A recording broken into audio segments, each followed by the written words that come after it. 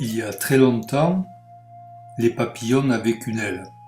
Ils ne pouvaient pas voler. Les anges n'avaient qu'une aile. Ils ne pouvaient pas voler, pas davantage.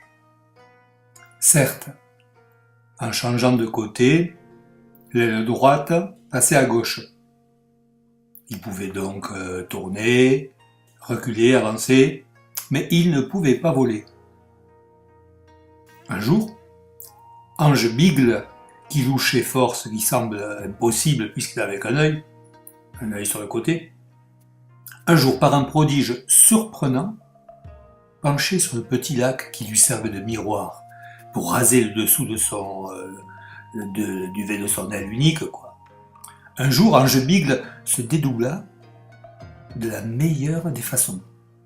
Tic, deux yeux, tac, deux jambes avec deux pantoufles.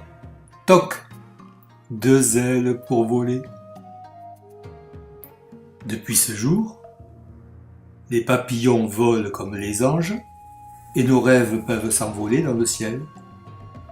Toujours assez grand pour tout le monde. L'enquête démontra le rôle secret et déterminant d'Ange Symétrie. Ange Symétrie œuvrait depuis longtemps pour le responsable suprême.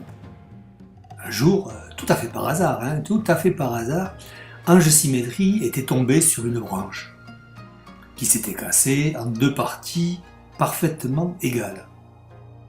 En réfléchissant à ces deux morceaux jumeaux, il proposa alors à ceux qui fabriquaient des milliers et des milliers de fleurs différentes, des milliers et des milliers d'insectes différents, des milliers d'arbres différents, etc., etc., il proposa de dupliquer chaque espèce en nombre suffisant pour permettre aux botanistes, entomologistes, arboristes et compagnie de ne pas perdre la tête, en répertoriant des espèces si nombreuses que même tous les mots du monde n'auraient pas suffi pour les nommer et encore moins les classifier.